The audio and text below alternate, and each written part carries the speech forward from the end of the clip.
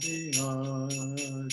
Jaya Radha Madhava Kunja Bihari. Jai Gaur Premananda. Hari Hari Bol. So today we're on Canto 8, Chapter 19, verses 35, 36, and 37. So I guess we'll chant 35 together.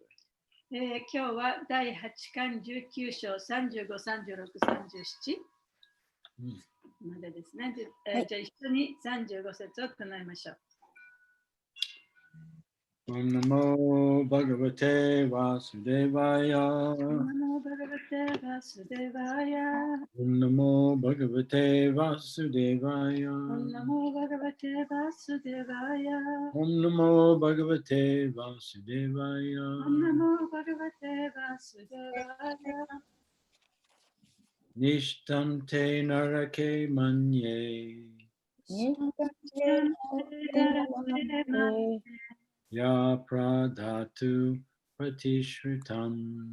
Ya Pradhatu Pratishritam. Pratishrutasya Yonisha. Pratishrutasya Yonisha. Pratipada Itum Bhavan. Pratipada Itum Bhavan. Nishtante narake mane. Nishtante narake mane. Ya Pradhatu Pratishrutam. Ya Pradhatu Pratishrutam. Pratishrutasya Yonisha. Pratishrutasya Yonisha. Pratipada itum bhavam. Pratipada itum bhavam. Nishtante narake mane. Nishtante narake mane. Ya Pradhatu Pratishrutam. Ya Pradhatu Pratishrutam. Pratishrutasya Yonisha. Pratishrutasya Yonisha. Pratipada itum bhavam. Pratipada itum bhavam. Nishtante narake manye. Nishtante narake mane. Aparadatu pratishtutam.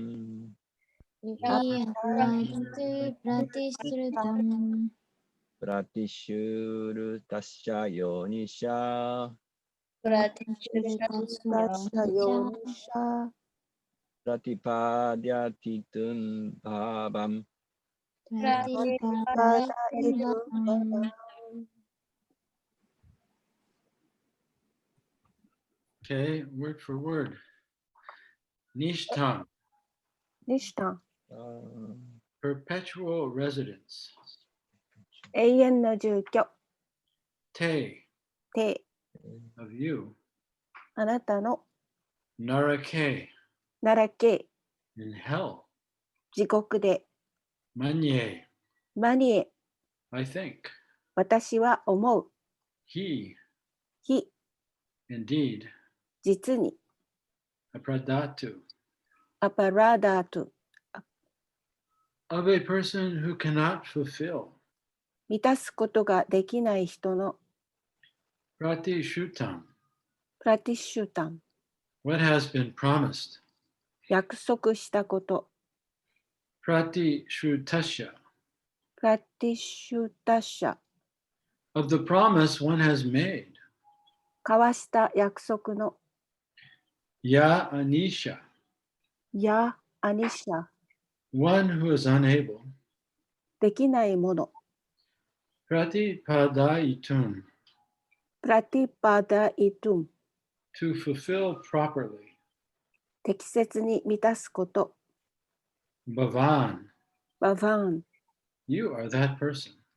あなたはその人物である。 Translation. You will certainly be unable to fulfill your promise And I think that because of this inability, your eternal residence will be in hell. あなたはきっと約束を守れないであろう。そしてそのせいで永遠に地獄に住むことになるだろう。はい。Text 36. Translation.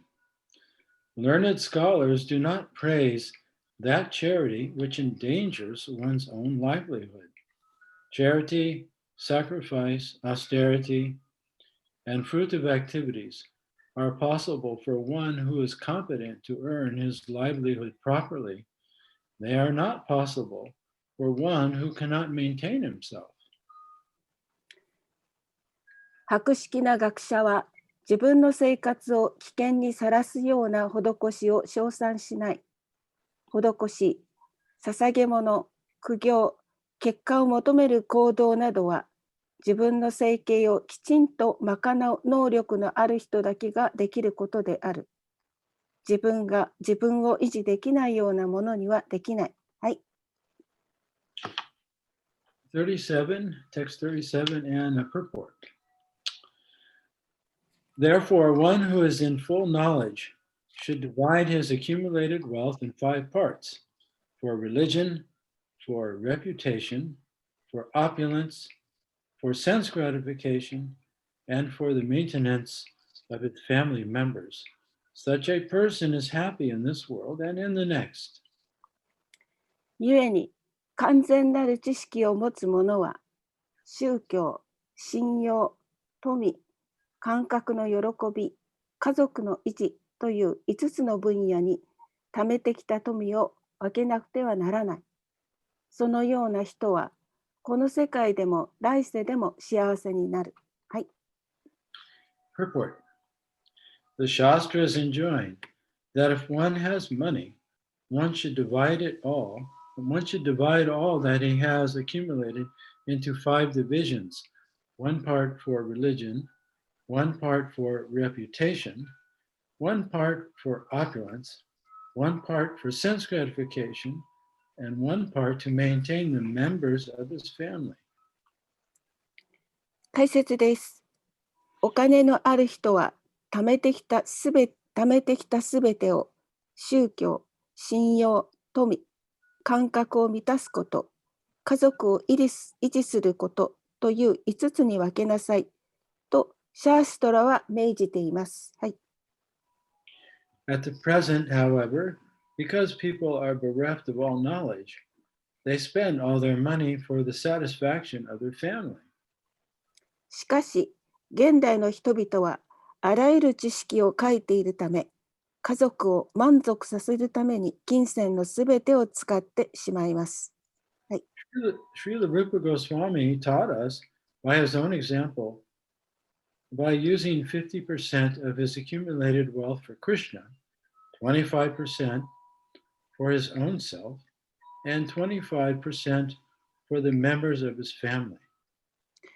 シュリーラ・ルーパ・ゴスワミは自らが手本となって貯蓄の 50% をクリシュナのために、25% は自分のために、25% は家族のために使うことを私たちに教えています。はい。One's main purpose should be to advance in Krishna consciousness. 人間の主なる目的は、クリシュナ意識を高めることであるべきです。That will include Dharma, Artha, Kama. このことは、ダルマ、アルタ、カーマも含みます。However, because one's family members expect some profit, one should also satisfy them by giving them a portion of one's accumulated wealth. しかし、家族は何らかの利益を期待するので、貯めてきた一部、富の一部を与えて満足させてやらなくてはなりません。はい、This is a Shastric injunction. これがシャーストラの指図です。End of the purport. パポートの終わりです。Om Aganata Mirandasha Ginanjana Salakaya Chaksurum militam yena tasmai Shri Gurave Namaha. Namaham Vishnu Padaya Krishna Prastaya Bhutale Srimakte Bhaktivedanta Swami Niti Namane. Namaste Saraswati Devi Gauravani Pacharane Nirvishesha Sunyavadi Paschatya Deshatarne. Jai Shri Krishna Chaitanya Prabhu Nityananda Shri Advaita Gadadhar Shivasadi Gaura Bhaktivinoda. Hare Krishna Krishna Krishna Hare Hare Hare Rama Rama Rama Hare Hare. Vanchakapatarubhyascha Kripa Sindhubhyascha Patitanam Pavanebhyo Vaishnavebhyo. So I have a question for everyone. 皆さんに質問があります。 It's a question I usually ask. いつも聞くことですけど、 Who's speaking this verse? 誰がこの説を言ってるんでしょうか？ シュクラチャーリャ Yes. Who said that? とバリマハラージのグル。 Yes. 100% correct. 100% 正解です。 Yeah, this is Sukracharya. You know, up until this point, Vamanadev and Bali Maharaj have been talking. でここまではバーマナデーバとバリマハラージが会話をしてましたね。でそこで今度は、バリマハラージのグルであるスクラチャーリアが話しています。And so, yes, yeah.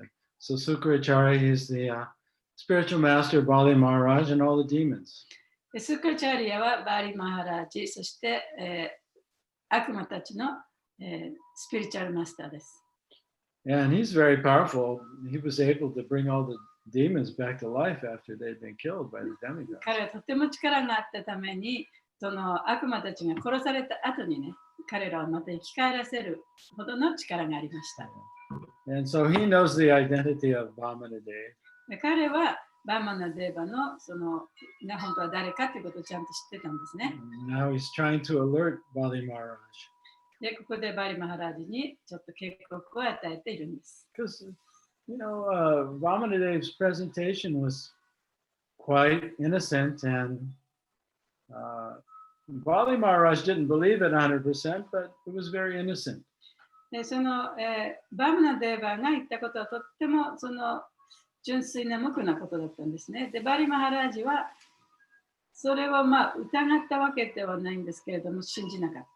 Yeah, so Bali Maharaj, he honored Vamanadev as he would honor any Brahmin by offering him some charity. で、バリマハラージはバーマナデーバをそのどんなね、そのゲストが来たとしても、その偉大な人を迎えるときに正しい態度で迎える。それをちゃんとやったわけですね。でそのために、そのブラマナに、じゃあ何でも欲しいものを言ってくださいと言ったわけです。Yeah, and Vamanadev, he's just a boy. で、バーマナデーバはまだ小さい少年でした。So he just asked for 3 steps of land. で、そこでただ3歩だけのその土地が欲しいと言ったんですね。And at first, Bali Maharaj was a little compassionate. He said, "You're just a young boy. You're a little foolish. You should really ask for more." で、最初は彼に同情して、バリマハラージはね、お前はまだね、小さいからよくわからないかもしれないけど、そんな3歩ばかりの土地をね、欲しいと言わないで、もっとたくさん欲しいと言えばいいんじゃないかと言ったんですね。And I found Vamanadev's reasons very interesting for just accepting 3 steps of land. で、ここでバマナデーバがその3歩だけの土地が欲しいと言ったその理由、それがとても興味深いと思いました。He said that a person who's not in control of their senses and mind, no matter how much you give them, they'll never be satisfied. で、彼が言ったのは、その感覚やマインドをコントロールできない人は、どんなにたくさんのものをもらっても決して満足することはないというふうに言ってます。He said, even if you give me one of the islands, the universe has 7 islands, but he said, even if you give me one of those islands, if I'm not in control of myself, I won't be satisfied and I'll want more. で、その宇宙というのは7つの島からなっているんですけれども、たとえその7つの島の1つを私にくれたとしても、私が自分のことをコントロールできなければ、私はそれに満足できないだろうと言いました。which makes a lot of sense. で、まあ、当然ですね。 And then he said that a Brahmin who is satisfied to receive just enough for his maintenance and what he actually needs, actually the power of that Brahmin and the power of his enlightenment will increase. で、ブラーマンというのは自分の必要な分だけもらうと。で、そのことによって自分のパワーもより高く大きくなるだろう。This is, on the other hand, a Brahmin who is not satisfied by gain, which just comes naturally according to his karma, but wants more, that Brahmin's power and enlightenment actually will decrease. 一方、その自分のところに、自分のカルマによって自分のところに来る、そのもの、それによって満足できない、そういうブラマンというのは、その人の、What's His power and his enlightenment その will 悟り decrease. 悟りの力というのが減少してしまうだろう。 He says, just like if you sprinkle water on fire, the fire will decrease. で、火の上にね、水をまくと火が小さくなりますよね。それと同じように。You know, we have lots of fires right now, and there's trying to dump lots of water on them. 山火事でね、いっぱい水かけて消そうとしてますけど、 No, it's almost controlled, not quite.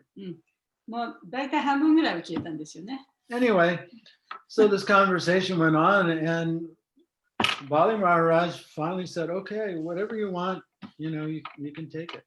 でとにかくそうやって会話が進んでいって、でバリマハラジが、何でもあなたが欲しいものをね、じゃああげますからどうぞって言ったわけですね。 And then at that point, now Sukracharya has jumped in the で、 conversation. その時にスクラチャーリーがその会話に加わったわけです。 And he actually yelled at Bali Maharaj and says, you're a fool. で、バリマハラジに大声で言ったんですね、お前はバカだと。 Can't you see this is Lord Vishnu? これはビッシュ入信ではないか。 He's with one step, he's going to cover the whole universe. で、彼の一歩でね、その宇宙中を覆ってしまうよ。 And then he's going to expand his body and cover outer space as well. そして自分の体をもっと大きくして、今度は宇宙以上のところも覆ってしまうよ。 So where are you going to allow Vamana to put his third step? じゃあ、バマナデーバはその3つ目のステップを一体どこに置かせるんだか。 And then Sukracharya also, now he's given Shastric explanation for how we actually are to conduct our life, economically speaking, and give charity, if we're capable. で、スクラチャーリアはその私たちのその人生においてもね、もしできることなら自分で余分なお金があったらそれをどのようにして分けて使ったらいいのかというその文献によるその、陳述を行っています。Yeah. So now Shukracharya is shifting the focus of his argument. で、スクラチャーリアはその、お話をちょっとまた別の方向に持ってったわけですね。 And now he's not pressing the point that you should be careful because this is Lord Vishnu and he's here to take everything from you and give it to the demigods.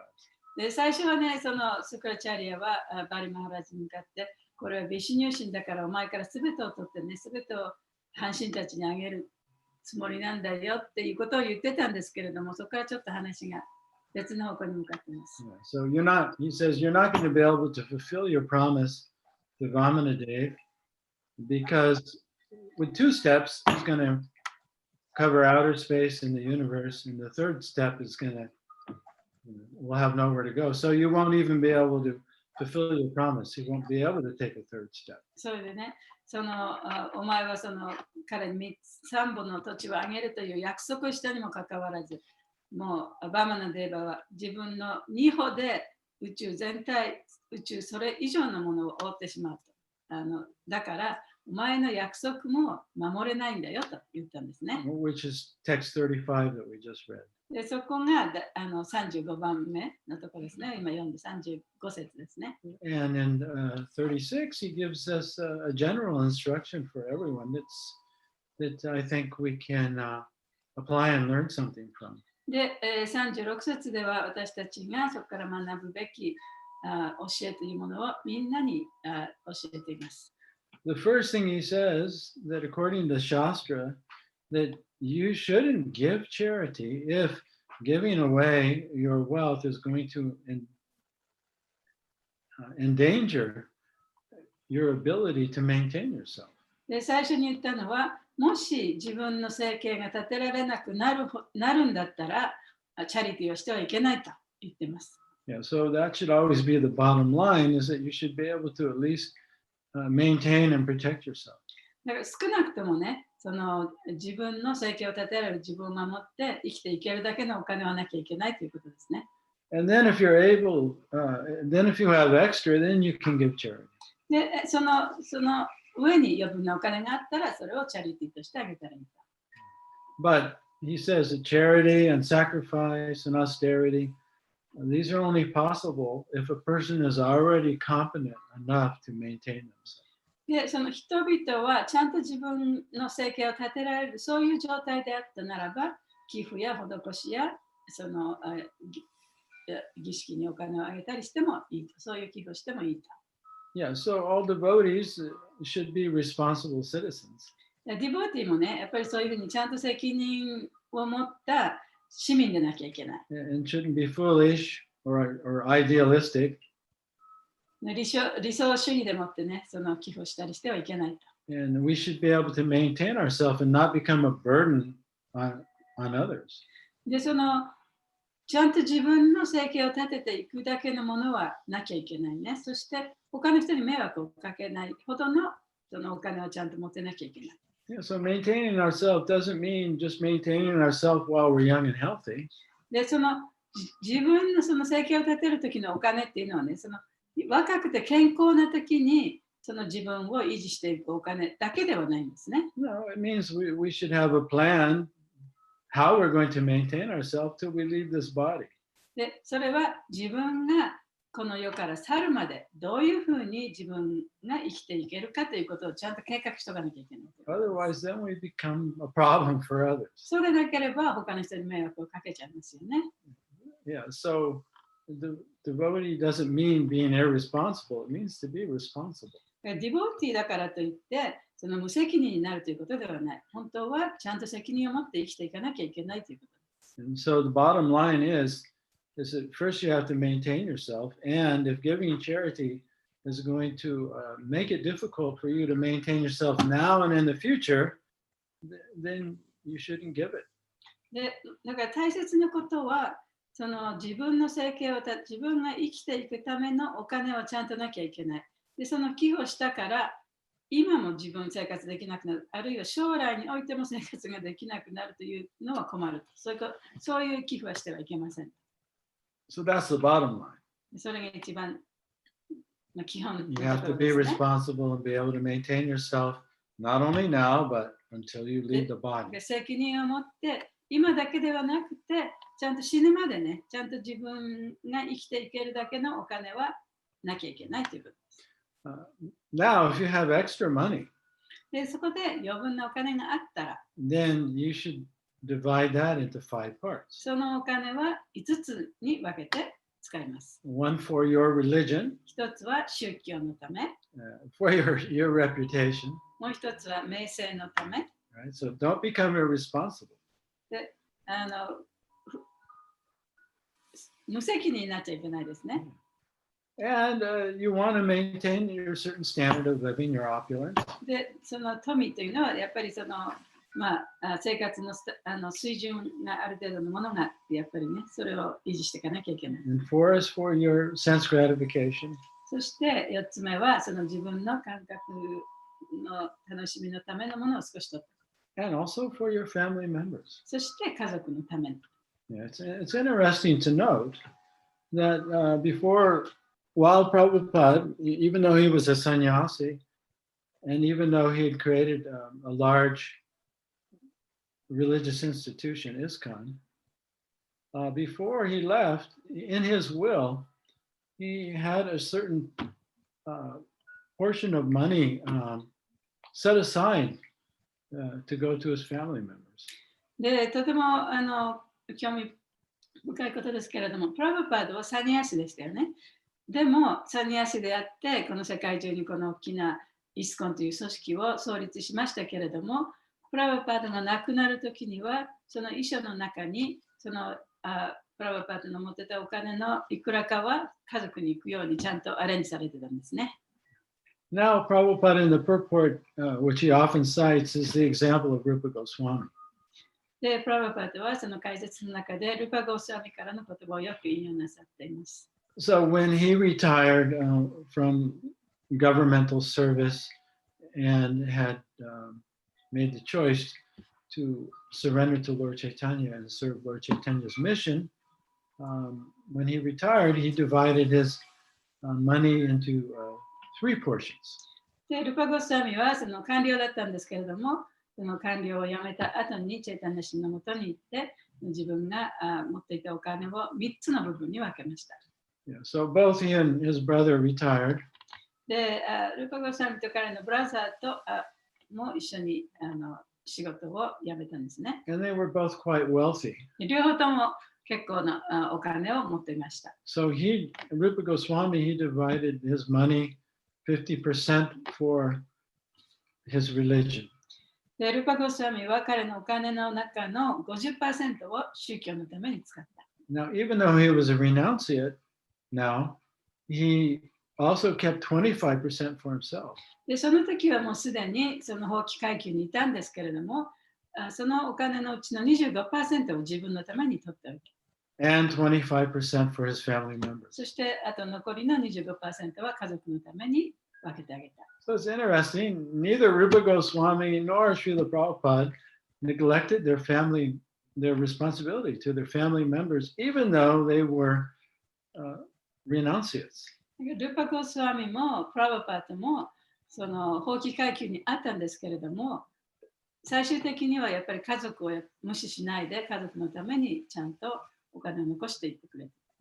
And we find out later in the story of Rupa Goswami that this 25% that he kept for himself turned out to be of critical importance to him. で、そのお話、後でね、分かることなんですけれども、ルパゴスワミが自分のために取っておいた 25% は、後にとても役に立ったっていうお話があるんですね。Yeah, because when the king heard that Rupa Goswami had quit his job, the king got very angry. で、そのルパゴスワミが退職したという話を聞いて、王様はとっても怒ったんですね。And the king had him arrested and thrown into prison. で、王様は彼を捕らえて、牢屋に閉じ込めてしまいました。And Rupa Goswami would have had no way to get out of prison or no way to join Lord Chaitanya and fulfill his mission. 牢屋にいたわけですから、その牢屋から出てね、チェイタニャ神を助けて、チェイタニャ神のミッション、使命を手助けすることができなくなってしまっていた。But because he kept 25% for himself, especially in case of an emergency, he was able to bribe the prison guard so that then he was able to escape and join Lord Chaitanya and go off to Vrindavan. しかし彼はその 25% のお金を自分のために取っといたために、その牢屋の番人をね、賄賂を使ってお金をあげて、牢屋から抜け出ることができた。そうやって、チェイタニャ神のミッションに参加することができたわけです。Yeah, so these last couple of verses are very instructive to us and to all devotees and to humanity in general. 今日の読んだ説っていうのはね、私たちにとっても、ディボーティーたちにとっても、あるいはその一般の人にとっても、とってもその深い教えがあるところですね。You know, sometimes people join religious institutions in a rather fanatical way. で、その宗教組織に参加する人でも、とてもその熱心すぎる人がいるね。熱狂的に、その狂信的に参加してしまう人もいます。And some of these religious groups, not only religious groups, but they have aspects of a cult. で、その宗教団体だけではないんですけれどもね、そのグループと団体というものは、そのカルト要するに、その新興宗教的なところがあります。right? And it's usually one charismatic founder. で、一人のね、ものすごいその魅力のあるカリズマの教祖さんがいて、And the leader promises them, if you give all your wealth to me, you're going to go to heaven.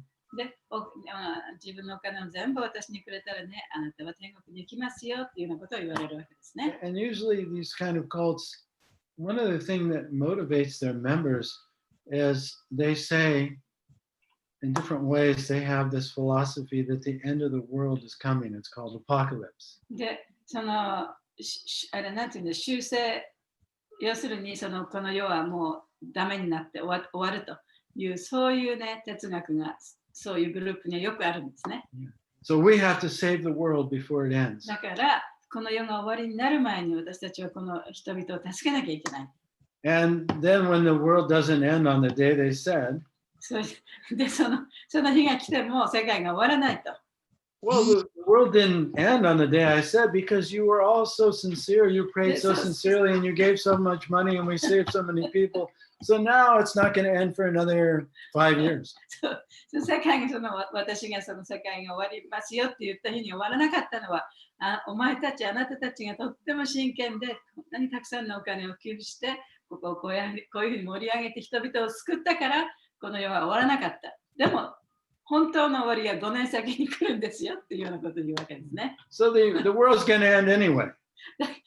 世界はいつかは終わるんですけれども、So sell your house as soon as you can. だからいつかは終わるからこそ、もううちも何もかも売ってしまいなさい。Quit your job. 仕事も辞めなさい。 Come join me. で、私のところに来て、Give me all your money. 全部お金をよこしなさい。 Don't give anything to your family because they're lost. でも家族なんていうのはもう捨てても当然だから、家族にお金をあげる必要はありません。Yeah, so this may sound far out, but this was going on a lot in the 60s and 70s, but it's still going on today. なんか途方もないような話ですけれども、特にね、1950年代、60年代にはこういうことものすごく良かったんですね。で、今もやっぱりそういうグループもありますよね。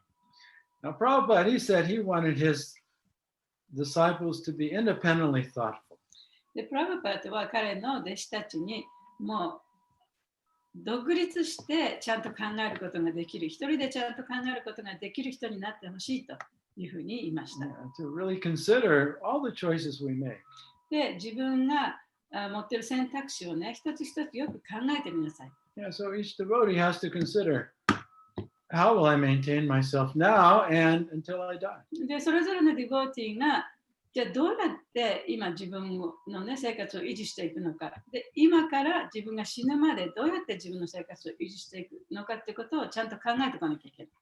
And then based on that calculation, of course, we never know what's going to happen.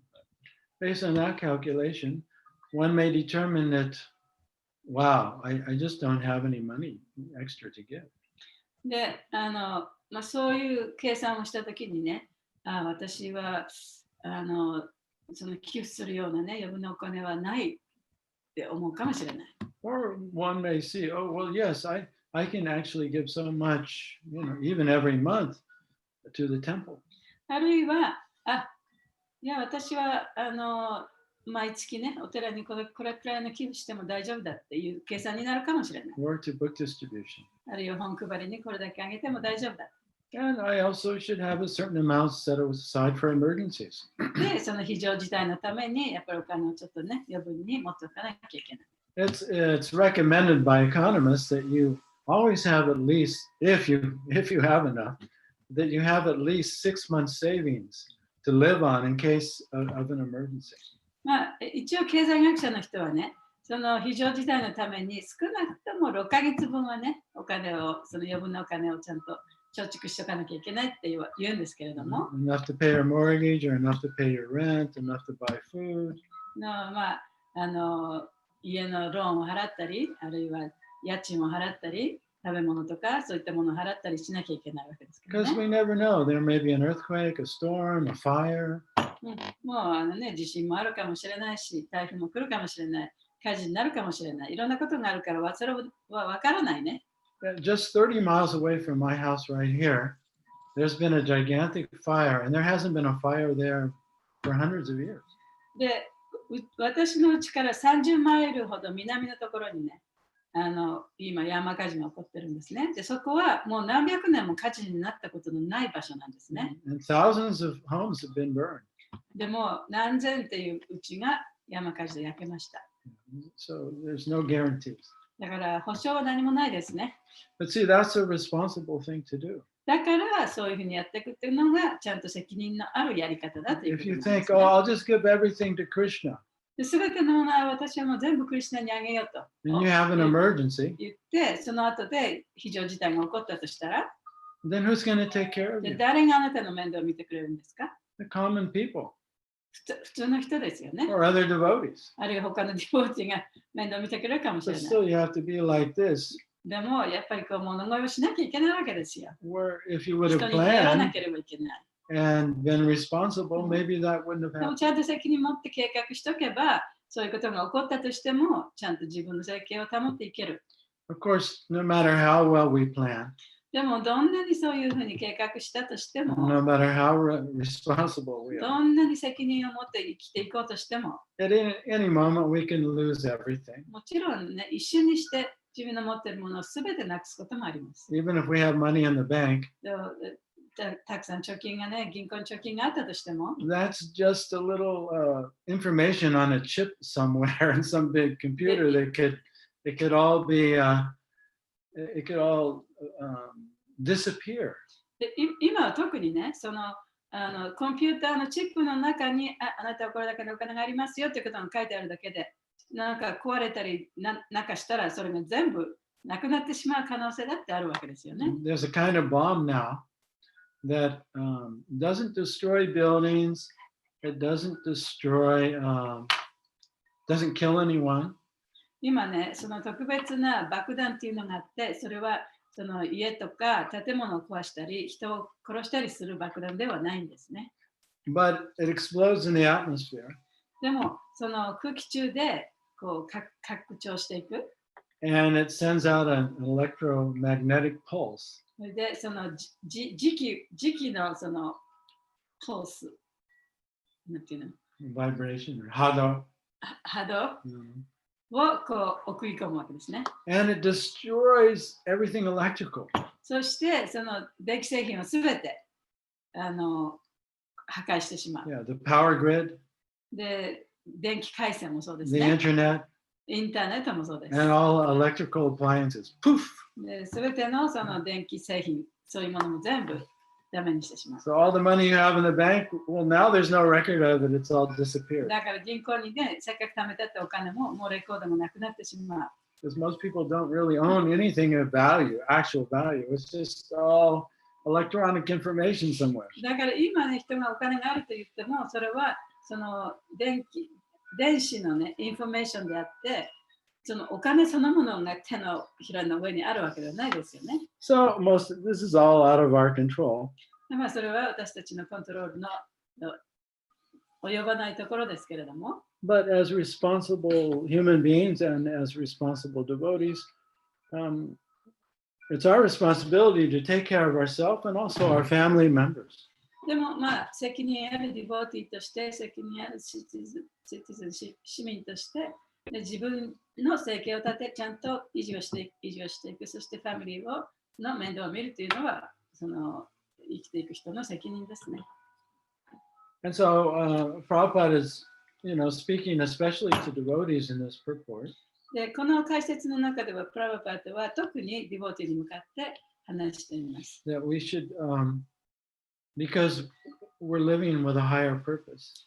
で、私たちはより高い目的を持って生きています。 And our purpose is to become Krishna conscious で、私 ourselves たちのその目的というのは、クリシュナ意識になることだ。 and to also facilitate others becoming Krishna そし conscious, て他の人がまたクリシュナ意識になる手伝いをすることでもある。 especially through different types of marketing, 特にそのさまざまなそのマーケティングを通じて、 like book distribution.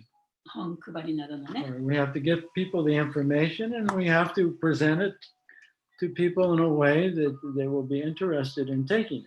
ね、それは人々にそういったこのクリシュナの教えのインフォメーションをやっぱり教えていかなきゃいけない。そしてそのインフォメーションがそのとても面白いもので人々が読みたくなるようなもの、見たくなるようなもの、そういうものを作っていかなきゃいけないから。And expose others to the transcendental sound vibration of the Hare Krishna mantra, Srimad Bhagavatam, Bhagavad Gita. そして他の人々にそのハレクシナマハマントラを聞かせたり、あるいはシーマンバガウタン、バガワダギータなどの本を聞いてもらわなきゃいけない。So Prabhupada is encouraging all devotees to give some of their income for that higher purpose, not just for oneself. だからプラバパドはそういう高い目的のために自分のその収入の一部をね、使ってほしいということを言ったんですね。その自分のためだけではなくて。And one should also take care of one's family members. そしてその家族の面倒も見なきゃいけないと。So a lot of responsible devotees I know, they have what's called a living trust. 日本語で何て言うんだろう。その遺書みたいなもんなんだけど、ちゃんと法律でね、こう弁護士さんを雇って作ってもらう遺書みたいなもんですね。そういうのをちゃんとデボティでも持ってる人がたくさんいます。I know that YAJNA Prabhu has a living trust. 人のことは。And we got his lawyer. Yeah, this is a responsible thing to do. なんかそういうことは、そういう遺書を作ってね、家族にもちゃんと行くようにするとか、そういうことはやっぱり責任ある生き方ですね。Yeah, even if you're young or so-called young, たとえそのまだ自分は若いと思ってても、and if you have some assets, もし何かその自分にそういったものがあったとしたら、then you should have a plan of how you're going to disperse those assets when you die or if you die suddenly. 要するに金目のものですね、お家とかね、車とか、そういったもの、お金とかある人は、自分がいつ死ぬかわからないわけですから、その死んだ時にちゃんとこれが正しいところに行くようにね、そういう計画を立てておかなきゃいけない。Yeah, so some devotees, they have these kind of wills that maybe they want to give money to book distribution when they die with their remaining assets, and something for their family, or to cow protection, or to Mayapur, like that. だからディボーティの中でもね、自分が死んだらその自分のお金は本配りに行くとか、牛の保護に行くとか、マヤプーラのプロジェクトに行くとか、そういうふうにちゃんと指定してね、計画している人もたくさんいます。So we not only have to consider how we manage our material assets while we are living right now.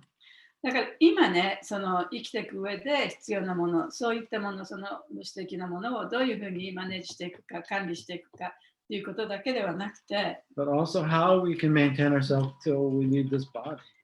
今から死ぬまでの間ね、どういうふうに自分の生活を維持していくかということも考えなきゃいけない。And also, what's going to happen to our assets when we leave this body? How do we want them? Where do we want them to go? そして自分が死んだ後、自分の遺産というのはどこにどういうふうに行くかということも考えておかなきゃいけない。So this is a very relevant instruction by Sukracharya to Bali Maharaj.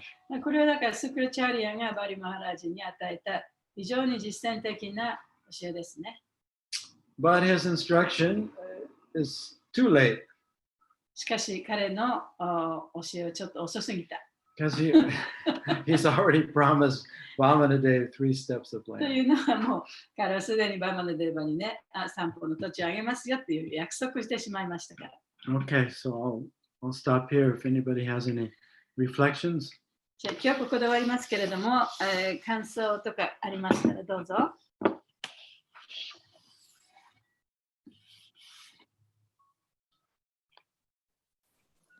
感想なんですけど、はい、今日はなんか普通の生活でどのようにお金を使うかという話を聞いて、でスクラチャリアはバリマハラージャにバマナデーバからバーママデーバに騙されてるよ。でも普通の時は私たちが騙される相手はオレオレ詐欺とかそういうね、注意しなさい、注意しなさいって言われてるけれども、相手がそういう悪い人だった時に、そういう悪い人と約束をして、その時に約束を保護にするっていうか、相手がビシュヌだったら、約束を保護にできないけど、まあ、約束を守って自分が不利になってももっといいことを与えてくれるけど、そういう変な人に言われて約束しちゃったからって、なんか難しい話だなと思いながら聞きました。英語で言ってください。I heard that this story, Vamanadeva, he is the Lord Vishnu, and Bali Maharaja promised to give 3 steps. And the Scripture told Bali Maharaja that you cannot keep the promise because he would take everything from Vamanadeva. But usually, the cheater is in this world is like a オレオレ詐欺ってなんて言えばいいMe, it's me. Grandma, it's me. So if we promise with that kind of rascal or very bad man, and even if I understand, oh, I shouldn't have a promise like that, then so I'm thinking this word is very difficult to keep promise. Yeah. So, if we have good intentions and we make a promise, with a good intention, and then we find, oh, actually, this person lied to us and they're a cheater, then I would say that then we're released from that promise. まあね、その相手がその詐欺師だったら、やっぱりその約束を守らなくてもそれはしょうがない。まあ、その法律的にどうかわかんないけど、その良心的、道徳的にはね、別に守らない、その約束を破棄してもいい約束ですよね。Sometimes we even have to go to court to reverse the result of we've been で cheated. そういう約束、そういう詐欺の約束は、それを破棄するためには、ね、裁判所に行って裁判でやらなきゃいけない時もあるかもしれないですよね。Having said that, it's very important for us to always tell the truth and keep our promise, because when we lie or we don't keep our promise, we actually lose our power. でだからそういうことも踏まえてね、本当にその正直になって言いなきゃいけないと。で私たちがその嘘をついたり、他の人を騙したりすると、自分の力がね、だんだんその失われていく。And it weakens the trust in relationships. で、その信頼関係のある人との人間関係も薄れていく。So it's like water on the fire. でそれはだからね、火に水をかけてるようなもんですよね。Yeah, so it's not so black and white sometimes. なんかもう白黒ではっきりはできない時もありますけどね。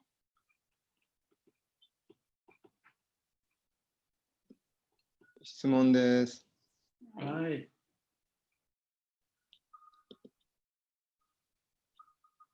ハレクリシュナありがとうございました。ハレクリシュナ。感想と質問なんですけど、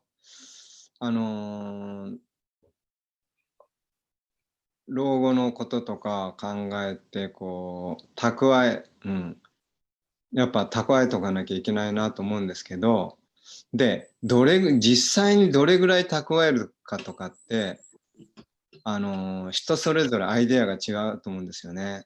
である人に言わせたらもう100億ぐらいキャッシュで持ってなきゃダメだっていう人もいるしでそういう人たちは本当にそう思ってるわけですよね。でだからどれぐらい必要なのかって本当にそこをどういうふうに判断するのかっっていうところで、最初の方のお話であった、なんだろう、まず、感覚と、心をコントロールできない人は、いくらお金があっても足りないって思うと。で、大体の人に、あとお金いくらぐらいあったら、いいですかって言ったら、もう少しあったらって全員が答えるっていうのを聞いたことがあるんですけど、だからその辺の兼ね合い、がどうなのかなっていうのと、あと例えば自分お金を困ってる人ってやっぱり今お金がある人って今世お金持ちってやっぱ前世与えた人、だからお金持ちって与えるからお金持ちになるから、だからお金があるからそうするともっと与えるからでもっとお金持ちになっていくんですよね。だからお金持ちがどんどんだから格差できるっていうのは本当に自然なことで、お金持ちはやっぱ与えるからもっとこう、ね、お金持ちになっていって、貧しい人はやっぱ貧しいから与えない、だからもっと貧しくなっていくっていう。だからそこを変えたかったら貧しい人こそやっぱ与えるっていう、のが必要なのかなっていう、その考えもあるし、でこのこう2つ、でプラブパーダーはそのねこう 50% ね寄付、クリシュナ意識の運動に寄付しろっていう結構ハードル高いことを言ってるわけじゃないですか。で同時にこうご自分でもサニアシーなのにちゃんとねこのプロフィットからこうやっていたっていう、その2つの、兼ね合いですね。それをどういうふうにこう考えたらいいのかなっていう両方の面。So the individual people have different standard of living. So it is difficult to calculate how much money you're going to need by the end of your life. Some people may want more and more and more, and then never enough. And then that's just like what you said in the beginning, that if your mind and your senses are not controlled, you want unlimited stuff, right? So never satisfied. And then at the same time, there are things like the karmic aspect also. The people who are rich is because in a previous life they have given. So now this life they get it back, right? So even though you're poor, you can't really afford to give so much money, but if you give this in this lifetime, aren't you going to get more next lifetime, better, more money next lifetime? So in those areas, how can you balance that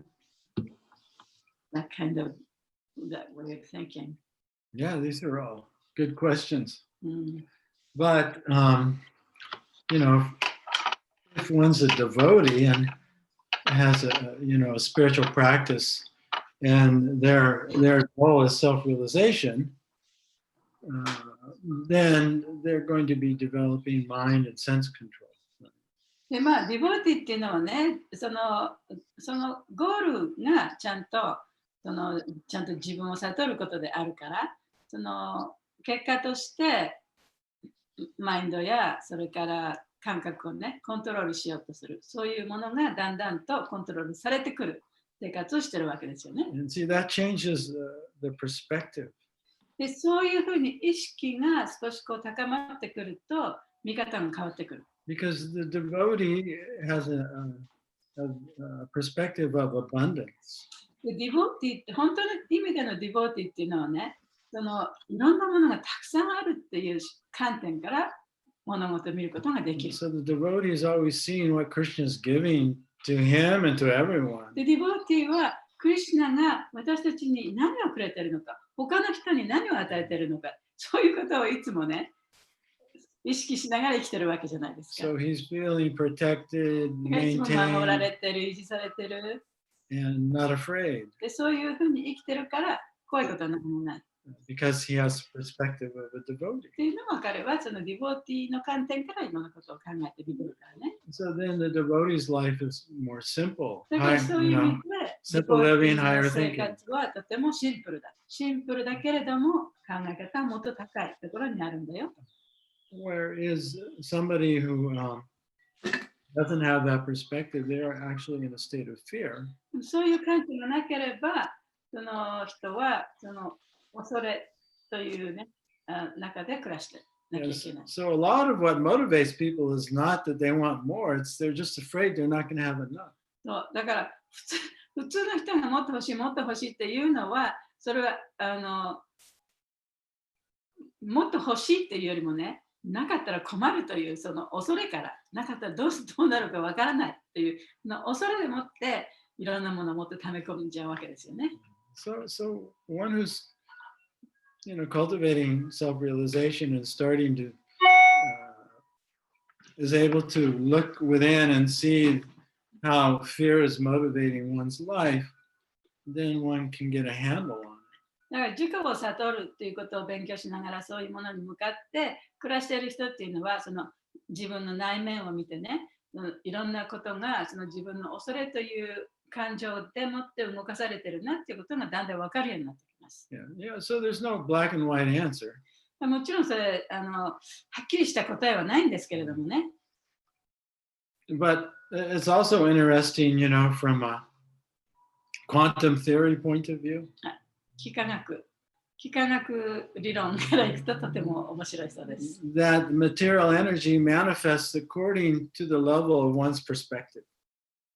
で、物質的なものっていうのは、その人のその観点に応じて、いろんな物質的なものがその人の周りに現れるっていうかね、そういうものが引き寄せられるというか。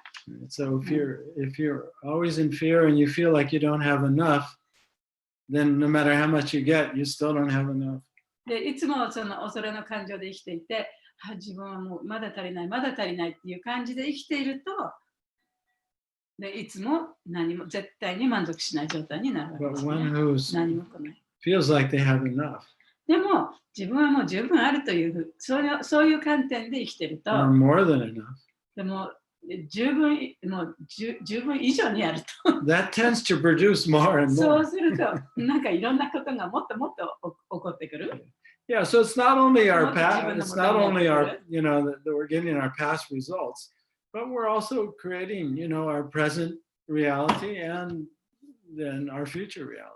だからその過去のカルマでもってね、その施しをしたから今金持ちになってるとか、そういうことももちろんあるけれども、それだけではなくて、今現在の生き方、その意識の持ち方によって、今のそのなんていうかな、生活というかね、今の世界、自分が住んでる世界、それから将来に自分がいるその自分の周りのものを作り出しているという考え方もありますね。But unless one is actually awakening and self-realization, then one really can't observe one's mind and fears and habits and change them. でも、その自己を悟ること、そういう勉強をしてない人っていうのは、ちゃんとその自分のマインドがどういうふうに動いているのか、自分の心の中の恐れの感情をどういうふうに動いて、どういうことをしているのかということがわからない。だから、そういうものを生み出すことはできない。And then we just repeat the same thoughts, the same habits, the same behaviors. で、それがわからなければ、今までずっと生きてきた習慣に応じて、いろんなことを判断したり、反応していくしかないわけですからね。そこから上に行くことはできないですね。So I guess what I'm saying is that the key to abundance is your, inner management. だから私の言わんとしているところは、その繁栄へのキーっていうのは、key to abundance is Having abundance is managing your 自分の内面をね、管理することだ。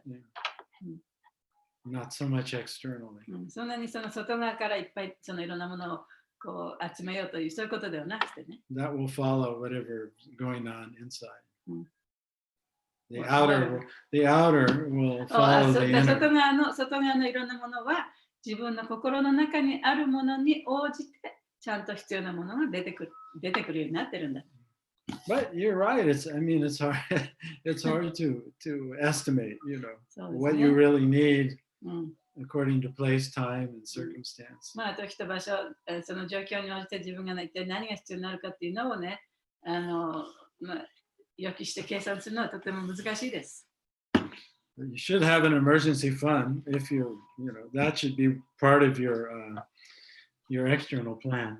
でも、まあ、外面的な計画としてね、少なくともイマージェンシーのね、非常事態のためのお金は取っとかなきゃいけない。いくら Enough. So how much it costs you to live for a month, right? So you should have 6 months. だからちゃんとお金がある人はね、1ヶ月いくら使うっていうのが分かってるから、その6倍ですよね。を貯めとけば本当は一番いいんですけれども、それが理想ね。But I think it's estimated that something like 70% of Americans don't even have $1,000 in their bank account. They're living paycheck to paycheck. アメリカ人の 70% はね、給料から給料、毎月毎月ね、そういう状態で暮らしてて、銀行預金1000ドルもない人が 70% いるそうです。Especially older people. 特に年寄りの人はね。でも、何年か前、3年前に母親が死んだ時に葬式代がすごいことになってて、なんか300万だか500万だかかってて、それでいやー本当にただじゃ簡単に死ねないなと思っていや死ぬのも高いな今の時代なと驚いたことがあります。日本はどうかわからないけど、アメリカではね、その生前にね、いくらとか払っとくと、そのお葬式と、それから役のとか全部やってくれる、最低限だけどね、やってくれるシステムがあるのね。少なくともそのくらいはやっておかなきゃいけないんじゃないの？日本でも多分お金かけなければ別に多分見栄ですよね。見栄張んなければすごく安く死ねるかとは思うんですけどね。That's different in Japan. It's a big industry with a Yeah. tradition. And then the peer pressure is big in Japan だからね。なんか親戚とかさ、友達とかね、そのプレッシャーがちょっと大きいから、簡単に入っていうわけにいかないのね。And recently, about a year ago, Merle's husband's father died. そう、大体1年ぐらい前にムラリちゃんのうちの娘の旦那さんのお父さんが亡くなったんですね。And he really had no money, で、彼は全然お金なかった。no will, 遺書もなかった。and no funeral arrangements. でもうお葬式も全然ね、お葬式代も貯めても何もなかった。So they had to arrange for everything, pay for everything. だからすべてみんな彼が払わなきゃいけなかった息子がね。And then we remembered in our will, we also had no arrangements for practical arrangements for funerals. で、私たちも一応その自分の、遺書っていうか正式な遺書を作ってあるんですけれども、その中でじゃあ葬式はどういうふうにしましょうかっていうことを書いてないのも思い出しましたね。Yeah, well, basically, we had nothing written down of, how to take care of the body and cremate it. And so now we made arrangements for that. So it's all paid for and it's all arranged. で、そういうことがあったからね、一応その体をちゃんと焼いてもらって、死んだらどっかに持ってって、それを焼いてもらって、それをもらうようなアレンジメントをちゃんとね、正式にその遺書に残しました。If you don't have it arranged, then they sock it to you. そういうアレンジを生前にしとかないと、その死んだ後すぐね、さあどうしましょうって言ったときに、ものすごいたくさんチャージされるから。Yeah, 10 times more.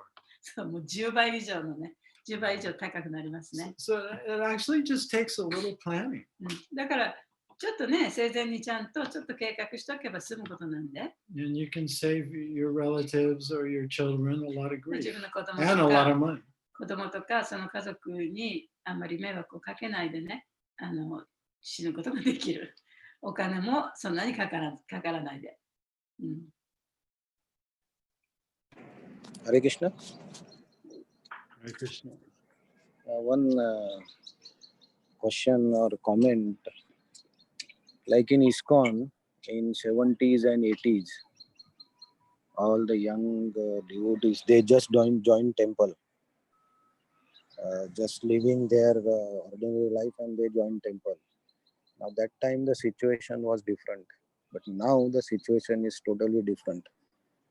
And these devotees who actually did everything for the moment, but now they are in their 50s. And I see some examples like they don't have any other source of income, or now they cannot establish themselves in the society. So these types of devotees, though they have sacrificed so many things all their life for the society, but now the situation is like they feel left out, or they feel like nobody to take care of them. And now the next generation who were devotees are there, they are indirectly supposed to take care of these devotees or these people who left everything in 70s. So who is the responsible for all this that has happened over 50 years? そのディボーティーの中でもね、若い時にディボーティーになってテンプルに、昔はみんなテンプルに入ってテンプルで、ね、暮らしてたわけですから、そんなにお金はいらなかったわけじゃないですか。で仕事もなかった。テンプルの中でテンプルの仕事をして暮らしてたわけですから。でそういうディボーティーが今50代、60代になってると。でだから彼らにはその普通の人が持ってるような仕事もない。で収入もない。でそういう人たちがどんどん年を取ったり病気になったりする上で、じゃあ誰がそういうディボーティーの面倒を見なきゃいけないのか。でその人たちは自分のもう若い頃の人生をすべてね、クリシュナのためにって言って使ってきた人たちですよね。だからそういう人たちは一体どうなるんでしょうか。Well, many religious movements begin as immature cults. その宗教の組織というのは最初にやっぱり始まった頃っていうのはね、まだまだその組織的に未熟なんですね。And the normal age of people who join cults are in their teens and 20s. そしてそういう新興宗教にまず最初に入ってくる人っていうのはティーンエイジャーから若いね、20代の若い頃の人です。And of course, in the 60s and 70s, that was the collective consciousness of people was to give up the normal and just really give up being responsible. で、特に1960年代、70年代っていうのは、その若い人たちの考え方っていうのはそういう考え方がはびこってたんですね。結局、すべてのものを捨てて、こういう精神的な生活に入ろうっていうような風潮があったんですね。Yeah, so for everyone to live in a cult, live in a temple, just sort of matched the collective consciousness of the time. だからその時代のみんなの考え方っていうのがじゃあ今度全部捨ててテンプルに移ってテンプルで住みましょうっていうようなのとすごくマッチしたわけです。So, there was just the natural immaturity. でそれは普通の未熟さですよね。Yeah, so ISKCON is, maturing and has a lot of maturing to do. で、ISKCONもだんだんと円熟していってるんですけれども、まだまだね、もっともっと円熟しなきゃいけませんけれども。So I think the ISKCON as an institution has, a certain responsibility to take care of some of these early devotees, but that should never be ever be the norm again, that people just come and live in the temple and don't have any means. だからこそ、そういう未熟な頃からジョインしてたね、そのディボーティっていうのは、そういう意味で、その未熟さゆえにその犠牲になったディボーティですよね。そういう人たちっていうのはやっぱり組織として、イスコンの組織として、そういう人たちの面倒を見る義務があると思います。しかし、そういった風潮、つまりその全てのものを投げるってテンプルにみんなで住んでね、やりましょうという、そういうような傾向っていうのはやっぱりもうね、二度とそういうことは起こってはいけないと思います。It was okay at the time. その時は良かったね。But now it's actually not good for the individual, it's not good for the institution. でも今はね、今から見るとそれはその組織にとっても良くないし、それから個人にとっても良くなかった。Otherwise, you just attract people who can't thrive on their own. So what can they actually contribute?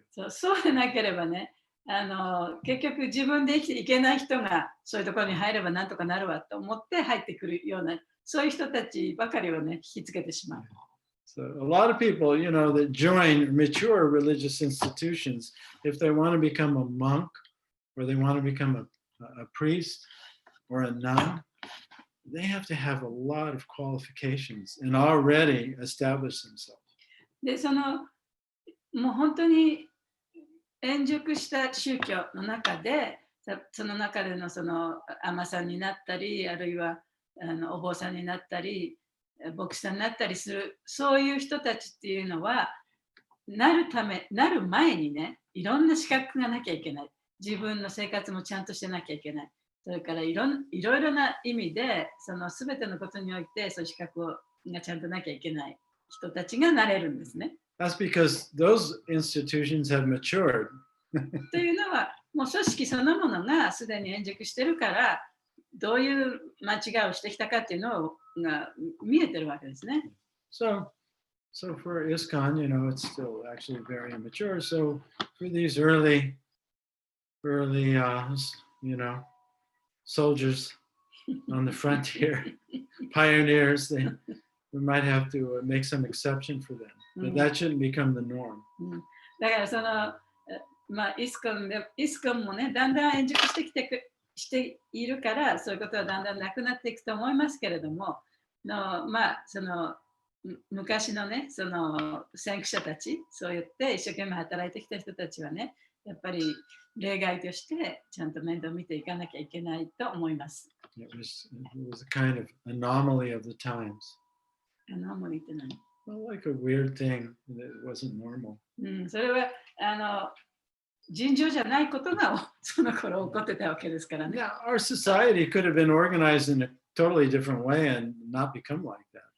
But nobody had that vision. もちろんね、組織そのものがそういうふうにオーガナイズされなかったらよかったんだけれども、その頃は誰もそういう見方ができなかった。It's very short-sighted. とっても目先のことしか見えなかったからね。But that's the nature of big organizations that are just beginning with a bunch of young people. それはやっぱり若い人が集まってそういう組織ができたわけですから、ね、相談する人もいないし。So Prabhupada, he did the best he could with what he had. プラブパーダもだからそうやって若い人がたくさん来たそういう人たちを集めてその中でやっぱり最善尽くしてやった方法がああいうふうになってたんですけれどもね。He just had a bunch of hippies who dropped out of school and were taking drugs. で最初はそのプラブパーダの元に来た人たちっていうのはもう学校をね辞めてヒッピーになったような人たちがたくさん来てたわけじゃないですか。薬を取ったりしてた人たちが。Yeah, very few were educated or had any kind of skill. で、そこに来た人たちっていうのは、だから学校も行ってない、教育もされてない、だから何の技術も持ってない、教育もない、そういう人たちがたくさん来たんですね、最初の頃は。Anyway, good question. Anyway, it will all work out. As if ISKCON survives, then it will have to grow up. That's all. 大丈夫。イスコンがね、続いていく限りは、こういうことがやっぱりこう、うまくやっていかなきゃいけないことですからね。なんとかなるでしょう。You have to grow up. で、みんな成長しなきゃいけない。ありがとうございます。は I い think we need more discussion concerning this kind of thing because we're getting old and the time is going up, so we don't have any time. And then sometime in the future, can you have the time for discussing it for these things? And besides, I want to know what should we do at the just before death, and what should we think about the death, because we have a coronavirus, and according to the people and going to the hospital to be cured, or I'm so old, I'm not so this is the God providence that I should die right now. And sometimes medical is so advanced, too much money for saving the older people, and we don't know which is good to avoid the person or just only for the younger people, or to ignore the older people. Sometimes we should think. So can you have a special time for concerning this and for the ISKCON's program? We need a lot of time. Yeah, that's a very good idea. I agree. We should have a kind of group discussion about this, especially even if you're young, you should have a medical directive. You should anticipate what you want medicine to do and what you don't want it to do. But a lot of people don't know how medicine works, so they don't know how to decide. そうだからおいも若きもね、若くてもやっぱり例えば自分が死に面した時にね、どこまでね治療をしてもらいたいかとかね、そういう医学の知識がない人が多いから、そういうことを決めるのは難しいかもしれないけれども、だからそういう話をみんなでするっていうのはとてもいいアイデアだと思いますね。よろしくお願いします。今日は時間がないから。はい、すいません。Okay, see you next week. All glories to Prabhupada, all glories to Srimad Bhagavatam. Hare Krishna. Hare Krishna. HG Satyadeva Prabhu ki. Oh, and Thank you very much. thank you. Today here, Bhaktivinoda Thakur's appearance day. It was yesterday there, I think. Hare Krishna. Hare Krishna. Krishna.